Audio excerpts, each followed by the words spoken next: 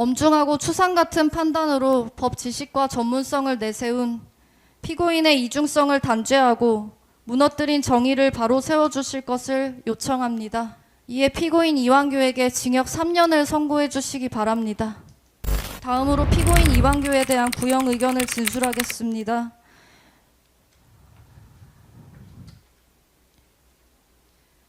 피고인은 윤석열과 대학 사법연수원 동기로 윤석열이 제20대 대통령으로 취임한 직후인 2022년 5월 법제처장에 임명되었습니다. 법제처는 모든 법령의 심사, 해석, 정비를 도맡아 정부의 법무팀 역할을 하는 곳입니다. 피고인을 법제처장에 임명한 이유에 대해 당시 대통령실은 법무부 검찰과 대검찰청 검찰연구관 등을 거친 형사법 분야의 독보적인 전문가이며 특히 검찰 재직 시절부터 법령 해석 및 입법 지원 업무에서 탁월한 능력을 보여준 저명한 법학자라고 설명한 바 있습니다. 실제로 피고인은 약 23년간 검사로 재직하였으며 특히 형사소송법과 검찰 결정 사례 연구 등을 저술한 유명 법 이론가이기도 합니다. 이는 뛰어난 기억력과 판단력을 요구하는 일입니다. 그런 피고인이 사실과 다르게 기억하고 증언한 것이 있습니다. 바로 윤석열이 내란 목적의 비상계엄을 선포한 다음 날인 2024년 12월 4일 저녁 이른바 삼청동 안가 모임에 관해서입니다. 피고인은 그날 모임이 친목 도모를 목적으로 한 단순 식사 자리였다고 일관되게 주장합니다. 그러나 다음과 같은 이유로 피고인의 주장은 자신의 기억에 반하는 고의적 허위임이 명백합니다. 첫째, 대통령 탄핵소추안이 발의된 상황에서 친목 모임을 가졌다는 주장은 거짓입니다. 2024년 12월 4일은 바로 전날 윤석열이 비상계엄을 선포했다가 국회의 의결로 이를 해제한 당일입니다. 이날 정치권에선 6개 야당이 윤석열에 대한 대통령 탄핵소추안을 발의하였고 검찰과 경찰은 내란 혐의 수사에 착수하기 직전이었습니다. 또 정권 퇴진을 요구하는 시민들의 거리 집회가 곳곳에서 열리고 있었습니다. 이처럼 거센 반발과 압도적인 비판 여론으로 인해 대통령실과 내각은 고립무원의 상태에 놓여 있었고 대통령과 정부의 거취를 둘러싼 전국 정망은 극도로 불투명한 상황이었습니다.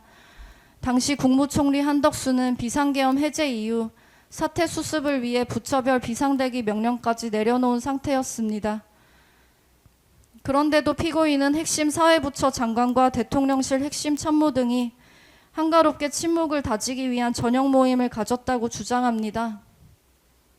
비상계엄 선포 전부터 이미 해가 가기 전에 얼굴이나 보자고 약속되어 있던 자리였다고 하지만 상황이 심각하고 위중하다면 예정된 모임이라도 취소하거나 연기하는 것이 상식에 부합합니다. 계엄 관련 논의가 없었다라는 피고인의 주장은 참석자의 면면을 볼 때 고의적인 거짓말로 판단됩니다. 둘째, 12월 4일 안가 모임은 비상계엄 해제 후 후속 대응책을 논의한 대책회의라고 보는 것이 타당합니다. 12월 4일 안가 모임의 참석자는 피고인을 비롯해 대통령실 민정수석 김주연, 법무부 장관 박성재, 행정안전부 장관 이상민, 대통령실 법률비서관 한정화 등 모두 5명입니다. 이들은 하나같이 윤석열의 집권 당시 법률 관련 업무를 종합적으로 다루는 핵심 참모, 비상계엄과 직결되는 주요 사회부처의 장관 등입니다. 더욱이 이상민 등이 두툼한 서류 파일을 들고 입장하는 장면이 안가 CCTV에 선명하게 찍혀 있습니다. 아무리 고위공직자라 해도 사적인 연말 친목 모임에 두툼한 서류 뭉치를 들고 참석하는 것은 상식과 예의에 반하는 행동입니다. 친목 모임이라면 굳이 안가에서 할 이유도 없습니다. 그보다 나은 음식점은 얼마든지 있습니다. 그럼에도 굳이 서류 뭉치를 들고 안가에 모인 것은 이 모임이 단순 친목 모임이 아니라는 강력한 방증입니다. 이들이 모임 직후 휴대전화를 바꾸거나 벌인 행위 역시 이날 모임의 성격을 증언하고 있습니다.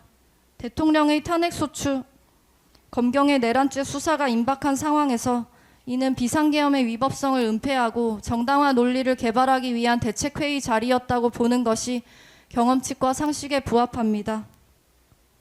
셋째, 모임의 성격이 드러나지 않게 하려고 법률비서관의 참석 사실을 고의로 은폐한 것입니다. 피고인은 국회에서 이 모임의 참석자가 자신을 포함해 모두 4명이라고 증언하였습니다. 실제 참석자 중에서 법률비서관을 빼고 진술한 것입니다. 법제처장과 법률비서관은 업무상 매우 밀접한 연관성을 갖고 있습니다. 법령 해석 등을 놓고 내각과 대통령실을 대표해 의견을 교환하고 수시로 의견을 조율하는 관계입니다. 더욱이 피고인과 법률비서관 한정화는 6기수 차이가 나는 검찰 선후배 관계이고 2024년 5월 부임한 한정화와 그 이전부터 법제처장 업무를 수행하던 피고인은 이미 반년 이상 함께 업무를 해왔습니다. 그런데 한정화만을 쏙 빼놓고 4명이라고 증언하였습니다. 더구나 피고인이 국제법제사법위원회에 출석해 5명이 모임 참석자를 4명이라고 위증한 시점은 2024년 12월 24일로 해당 저녁 모임이 있고 나서 겨우 20일이 경과했을 뿐입니다. 불과 20일 전 5사람이 모인 저녁 자리라면 장사미사라도 면면을 정확히 기억할 것입니다. 이에 대해 피고인은 비서관 한정화는 민정수석 김주현을 모시고 온 수행원 성격으로 생각해서 공식 참석 인원에서 제외했다라는 식으로 궁색한 변명을 늘어놓았을 뿐입니다. 엄중한 시기에 사적인 모임에 대통령 비서관을 수행원으로 데리고 다니거나 사적인 모임을 수행하는 대통령 비서관이 있다고 생각했다면 피고인이 오랜 검사 생활과 법제처장으로 재직하면서 공사를 구분하지 않고 그와 같이 해왔기 때문이라 할 것입니다. 12월 4일 안가 모임이 열릴 당시 상황과 참석자의 면면을 종합하면 피고인은 비상계엄 해제 이후 후속 대책을 논의하기 위해 대통령실과 내각의 핵심 참모들이 은밀히 회합한 이 모임의 성격을 은폐하고 진실을 호도하기 위해 대통령실 법률비서관 한정화의 참석 사실을 일부러 기억과 다르게 진술했다고 보는 것이 타당합니다.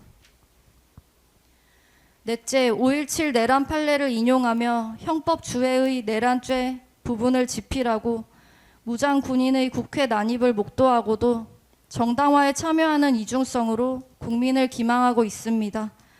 피고인은 법제처장을 지낸 사람으로서 누구보다 법리에 밝고 또 법의 엄중함을 잘 알고 있습니다. 피고인은 과거 조선일보와의 인터뷰에서 법치의 기본은 법적 절차를 지키는 것이라고 말한 바 있습니다. 그렇다면 법적 절차를 지키지 않은 윤석열의 계엄은 당연히 범죄의 기본을 위배한 범죄행위인 것이며 평소 피고인의 소신에 따른다면 윤석열의 내란에 대해 크게 분노하고 준엄히 비판하며 단죄를 요구하는 것이 마땅하다고 할 것입니다. 피고인은 2023년 12월 출간된 형법주회의 내란죄 부분을 집필했고 책에서 5.17 내란 사건 대법원 판례를 인용하고 있습니다. 피고인은 비상계엄 하에서도 국회 기능에 대해서는 어떠한 조치도 할 수 없다는 것을 누구보다 잘 아는 사람입니다. 그리고 무장군인과 경찰이 국회를 봉쇄하고 의사당 안으로 난입하는 모습을 확인하였습니다. 법학자이자 법률 전문가로서 자신의 직접 목도를 통해 위헌 위법한 비상계엄임을 잘 알면서도 피고인은 윤석열의 내란죄는 성립되지 않는다라는 궤변을 늘어놓으며 누가 봐도 분명한 모임의 실체를 은폐하기 위해 참석자 숫자를 고의로 축소하고 모임의 성격을 왜곡하였습니다. 피고인은 비상계엄 당시 법제처장으로서 그리고 그 직에 있었던 자로서 국회의 조사 등에서 진상이 신속히 규명되어 대한민국이 빠르게 회복될 수 있도록 적극적으로 협력할 책무가 있음에도 오히려 자신을 임명한 윤석열의 권력 유지를 통한 자신의 권력 유지를 위해 계엄을 정당화하는 대책을 논의하는 자리에 참석하고 모임의 진상에 대해 거짓을 일관하였습니다. 이는 그 자체로 국민을 기망한 행위일 뿐 아니라 피고인 자신이 강조해 마지 않은 법치주의의 근간을 명백히 훼손한 것입니다. 누구보다 법 절차 준수에 앞장서야 할 피고인은 안가 모임의 진실을 은폐 호도하며 이 법정에서도 거짓으로 일관하였습니다. 엄중하고 추상 같은 판단으로 법 지식과 전문성을 내세운 피고인의 이중성을 단죄하고 무너뜨린 정의를 바로 세워주실 것을 요청합니다. 이에 피고인 이완규에게 징역 3년을 선고해 주시기 바랍니다.